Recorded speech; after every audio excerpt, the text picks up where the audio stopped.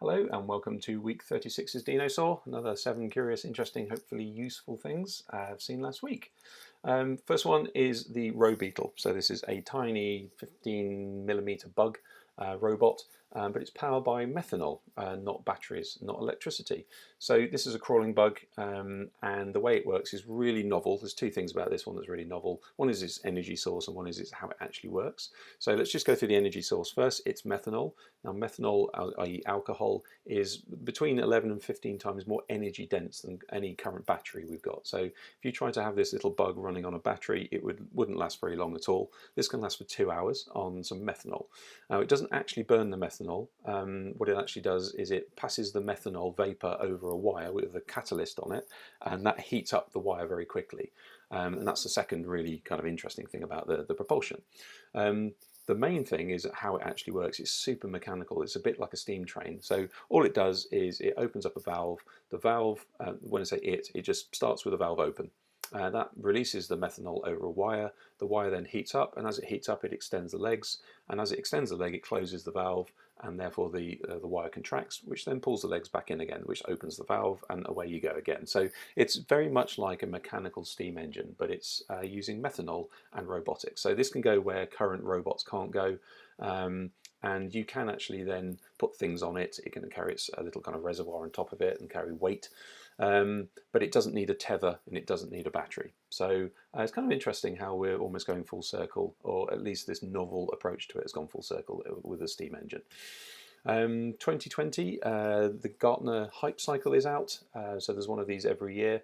And if you're new to this, I'll quickly explain what it is. It's basically the hype or the inflated expectations that come around technology. So you might have heard, a couple of years ago, you might have heard things like, oh yeah, 3D printing, we're going to be delivered 3D printed food almost instantly, and it'll put everything out of business. That's not actually happened. So that was all about hype around the technology, and that's what this curve does. So you have technology triggers or innovation triggers on the left-hand side. Something gets invented. You hear about it, you think it can do everything, which is the peak of it, inflated expectations. You then realize it can't do what you thought it could do, which you're going to the trough of disillusionment. You then go through to the slope of enlightenment, where you go, I see what it can do, and then it becomes productive, it becomes manufactured, for instance. So a couple of notable things on this year's one is that there's almost nothing on the slope of enlightenment and plateau of productivity, which basically means all the easy stuff has been done already, and we're just kind of coming into these new things. Or the world has changed in the last couple of months or years, where the things we thought was super useful have just disappeared off this curve, and there have been a load of things that have evaporated off. However, there are some things in there that you'll notice right at the top of the curve is social distancing technologies, and that will reach the end of the curve somewhere in 2 years' time, so it has to. So you can see things on this data fabric. So these are materials that can relay data about the wearer, for instance. So really interesting. Have a look at all the stuff on the left-hand side. If you want to get an article published, just write it on any of the stuff on the left-hand side. That's pretty much the rule. There are 5 key trends that they pulled out. So number 1 is composite architecture. So how do companies deal with a more agile way? So you've seen this with COVID. Algorithmic trust. Again, we've seen this with A-levels. How do we ensure we have trust in algorithms? Beyond silicon, so how do we keep on to Moore's law? So Moore's law is basically every couple of years processing will double. So how do we keep on that? So using more and more novel materials and quantum entanglement and spins and all sorts of stuff, rather than just plain silicon. Formative AI, so how can AIs actually dynamically adapt over time? And we've got a digital me, otherwise known as digital twins or digital self. So how can you be modelled in such a way that either you can be part of a modelling system where things can be worked out, or you can send your digital twin over here to actually deal with part of your life because you don't need to be there, because it will react like you do. So have a look at that. It's quite interesting. Sim flying through Hurricane Laura. So this is a Laura is a hurricane that hit the US very recently, and almost pretty much real time you could have flown through the hurricane itself because of its meteorological data. So Microsoft Flight Simulator came out a couple of weeks ago, if not a month ago, super detailed, getting all the rave reviews. Its weather systems are almost modelled on real weather systems. So MeteoBlue, who supply the data, supplied this kind of bulk kind of expansion pack almost of a hurricane, so you could fly through it if you wanted to. So what was interesting about that is not only that you can fly through almost a real-time live hurricane, which is interesting. Second thing is these games are getting so big and so intricate that you need data from other sources these days. You can't almost just model them, because you need to model exactly what these meteorological giants are doing as well, and you can't really do that in your own game. So they're getting the data wholesale from the real world. So you've got things like Grand Theft Auto 6 coming up. Grand Theft Auto is essentially a human being simulator on the ground. If you've never seen it before, like, you've probably been living in a cave, but Grand Theft Auto is essentially a game where you go on lots of missions on the ground and you steal stuff and you do all sorts of stuff. However, in the next version, they may be going to different cities, even over a continent. So what do you do in that space in between? How do you fill in all of the intricate details of roads and trees and mountains?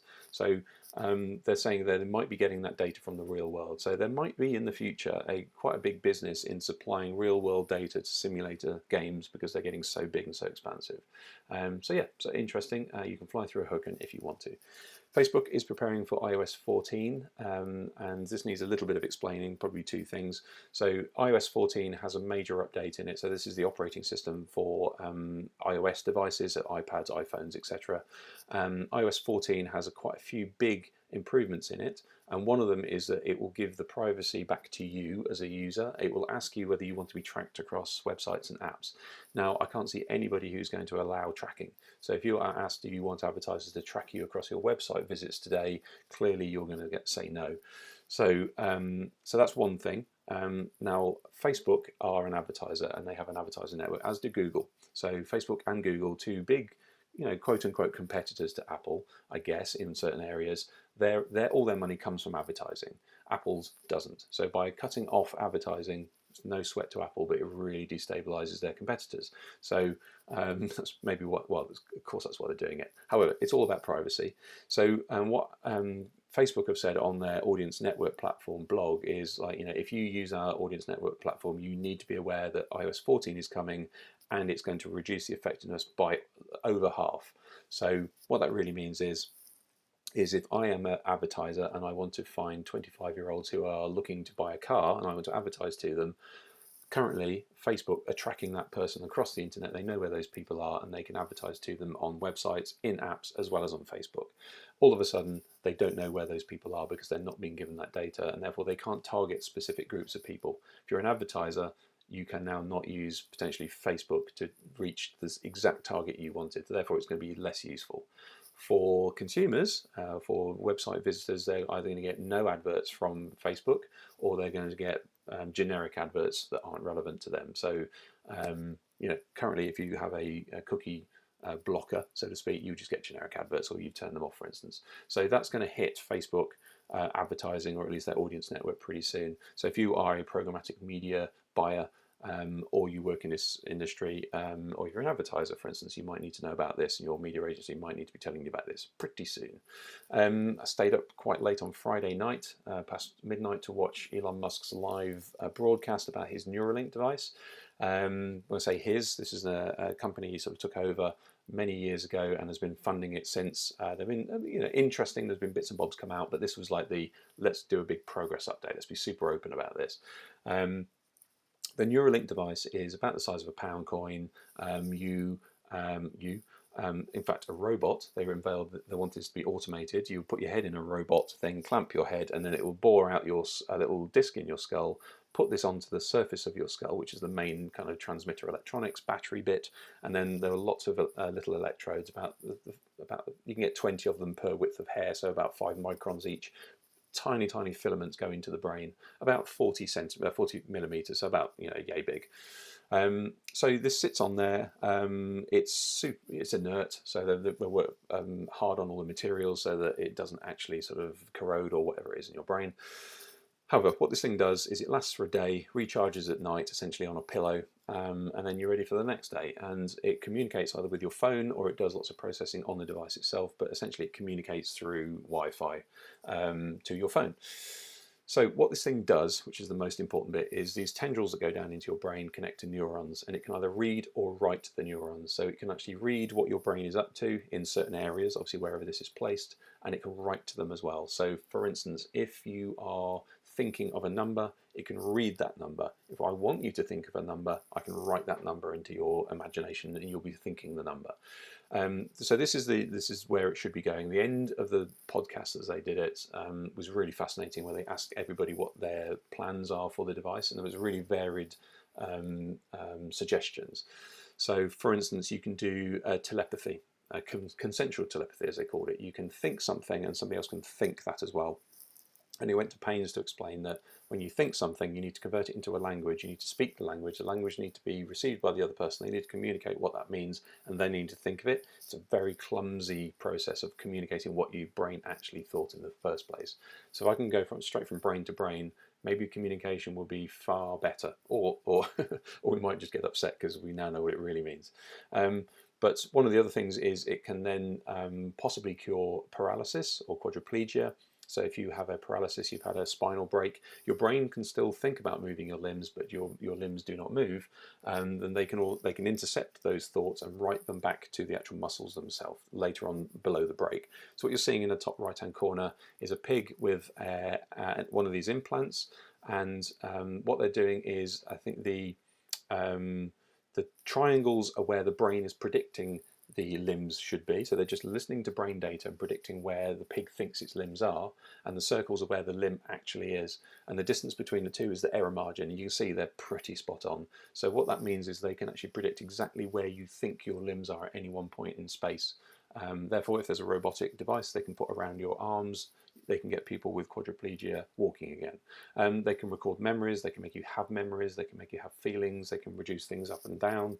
Alzheimer's, for instance, might be a thing of the past. They can record memories, they can put memories back in. Really, really interesting device, see where it's going. And they're trying to get the price down to something like, they said, thousands of dollars, and they want this to be available to everybody who wants it. Elon Musk wants this to be the interface to the brain, to the big global AI. So yeah, there's a lot to take in on one webcast. Apple, again, have been implicated in this one. So I reported a few weeks ago about them having a bit of a spat with Fortnite. Fortnite have a game on the App Store. In the game, you can buy things within the game. Apple is saying, well, that's making purchases within the App Store, therefore you need to pay us our 30% commission. And Fortnite said, well, no, you can buy them on the website as well, and you can buy them on the PlayStation or wherever. And they said, well, don't care, you need to give us 30% or we'll take you off because it's in breach of our terms and conditions. Fortnite basically made a big play for it, had a really interesting advert and all sorts of stuff, and Apple said, no, don't care, we're taking you off, and they did. And they said, well, if you don't actually comply, we'll also remove your developer account. So any games that Epic have made can now not be uploaded ever again, or they can't be supported. And Epic went, well, you're not going to do that because that's silly. And then Apple said, well, we're going to do it. So they called their bluff, basically. So essentially, Epic are now locked out of the Apple App Store and updating their games. If you've got their game already downloaded on your phone, it won't disappear, but you just cannot go to the App Store and get any new games.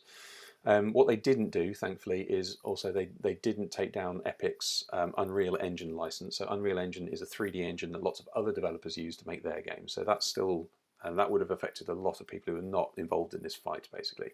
But what also was going on in the background is Apple having to go at WordPress as well. So WordPress are an open source, free app, essentially, or free platform to make websites.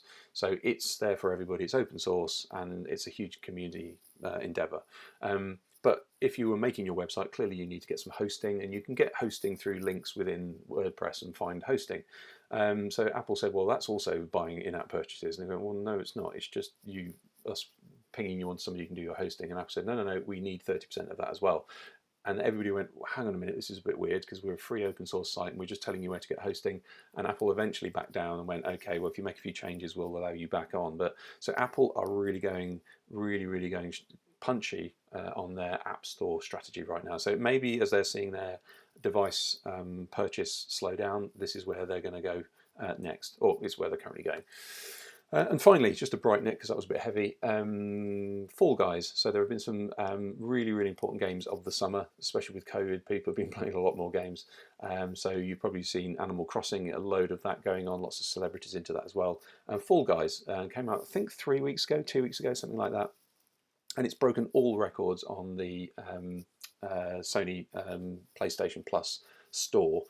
So they've had 7 million units sold in 3 weeks, which is huge. I mean, Fortnite's something like 190 million units, so it's got a ways to go. But all it is the battle royale style. So again, not a million miles away from Fortnite, keeps coming up. So it's last bean standing. So these beans have to do these obstacle courses. So if you've seen Wipeout or It's a Knockout in the olden days, or Tashiki's Castle, that sort of thing, it's not a million miles away from that. It's multiplayer, so you just rock up, and whoever is in the last 10% or whatever gets knocked out, and then the people who kind of got in there move on to the next round, and it's basically who can win this big battle royale style chase to the end.